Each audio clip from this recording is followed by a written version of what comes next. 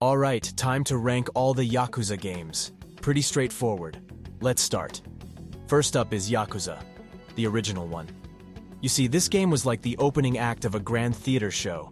It had its charm, introducing us to the world of Kazuma Kiryu and his adventures in Kamurocho. The storytelling, while not mind-blowing, was engaging enough to keep you hooked, and you couldn't help but get attached to the quirky characters populating this urban jungle. But it's in retrospect that you realize how Yakuza laid the foundation for something even more remarkable. The combat system, though a bit clunky at times, hinted at the potential for more dynamic and visceral brawls in the sequels. So yeah, Yakuza was good, but it was just the beginning of a truly great saga. Good tier for sure. Now let's move on to Yakuza Dead Souls. I'd put this one squarely in the bad tier. It's like that awkward spin-off episode of your favorite TV show that nobody really asked for. Sure, it tried to blend the Yakuza universe with zombies, and the concept had some potential for a quirky side story, but it ended up feeling like a misstep. The gameplay was clunky, and the story lacked the depth and emotional investment of the mainline Yakuza games. It's the kind of game you play once and then promptly forget about, not something that leaves a lasting impression like the better entries in the series. When it comes to Yakuza 2, it falls comfortably into the good tier. This game continued the tale of Kazuma Kiryu in his journey through the Japanese underworld, and it did so with a blend of compelling storytelling, vibrant characters, and intense brawling action. One of the standout aspects of Yakuza 2 Inches was its improved combat system, making street fights even more enjoyable. The story had that signature Yakuza mix of drama, betrayal, and personal growth for Kiryu, which kept players engaged throughout. While it might not reach the heights of a GOAT title, now Yakuza 0, this one is an absolute GOAT in the Yakuza series. It's the prequel that sets the stage for the entire Yakuza saga, and it does so brilliantly. This game shines in so many aspects.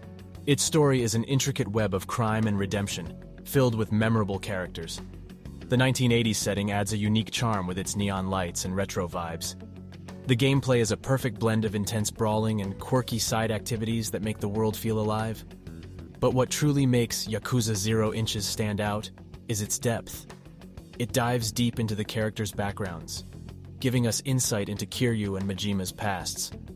The emotional weight of their stories and their incredible writing make it a true masterpiece. It's one of the finest examples of storytelling in gaming, earning it the GOAT status without a doubt. Moving on to Judgment, it falls under the great tier in the Yakuza game hierarchy. This spin-off takes the Yakuza formula and injects it with a fresh perspective. Firstly, Judgment introduces us to a new protagonist, Takayuki Yagami, who's a detective with a different skill set compared to the series' usual tough guys. This shift from a Yakuza to a detective perspective breathes new life into the gameplay and storytelling. The story itself is captivating, filled with mysteries, twists, and moral dilemmas. It explores the underbelly of Kamurocho from a different angle, showcasing its darker aspects while maintaining the signature Yakuza charm. Next up is Yakuza Kiwami. Yakuza Kiwami sits comfortably in the mid-tier. It's a remake of the original Yakuza game, and while it's a decent effort, it doesn't quite reach the heights of some of its successors. The graphics and gameplay have seen improvements, but it still feels somewhat dated compared to later entries in the series. It's a good starting point for newcomers, or a nostalgic trip for fans of the original, but it doesn't quite reach the greatness of some other Yakuza games. On the other hand, Yakuza 2 Kiwami takes a step up and lands firmly in the great tier. This remake of Yakuza 2 modernizes the game, bringing it in line with the more recent Yakuza titles. The story remains engaging, the combat is refined, and it adds new content that enhances the overall experience. It really showed what an upgrade looks like. Yakuza 5. This game, my friends, is a bona fide masterpiece. It's easily in the GOAT tier. The reason? Well, it's got everything a Yakuza fan could dream of. The story unfolds brilliantly across 5 different protagonists, each with their own unique tale to tell. The game's world is vast, and it's packed to the brim with content. You've got cabaret clubs to manage, epic street fights to engage in, and side stories that range from heartwarming to utterly hilarious. It's a Yakuza game firing on all cylinders. Yakuza 6. Now this one's no slouch either. It lands comfortably in the good category. It's a fantastic game. Don't get me wrong, and the Dragon Engine breathes new life into Kamurocho. It's definitely worth a playthrough, but it's got some tough competition within the Yakuza series. Good tier for sure. Yakuza, Like a Dragon. This one falls into the great tier for me. Why? Because it's a breath of fresh air for the series. It takes the classic Yakuza formula and spins it in a whole new direction with turn-based combat. Ichiban Kasuga is a charismatic protagonist, and the story's blend of humor and drama keeps you hooked.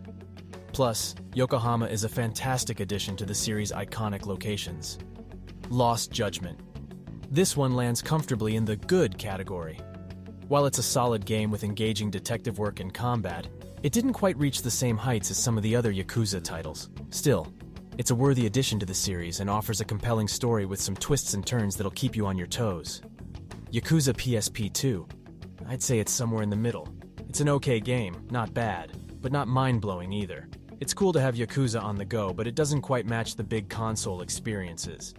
Now, Yakuza PSP is, well, it's just plain bad. The name is a bit of a tongue twister, and the game itself doesn't live up to the Yakuza legacy.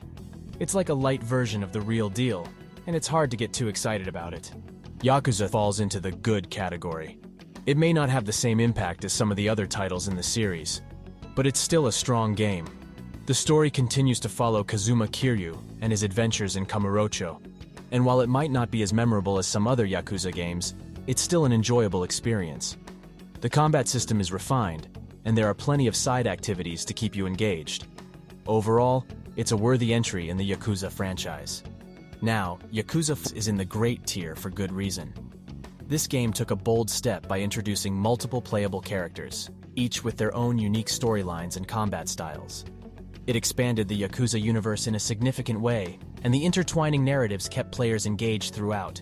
The combat was as satisfying as ever, and the side activities were diverse and entertaining. Definitely a great tier. Finally, Like a Dragon Ishin. This game is going to be in the great category. They didn't miss integrating Yakuza characters into the Edo period. Music and combat are top-notch. I think we are done.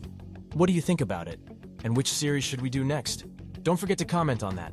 I'll see you in the next video. Take care.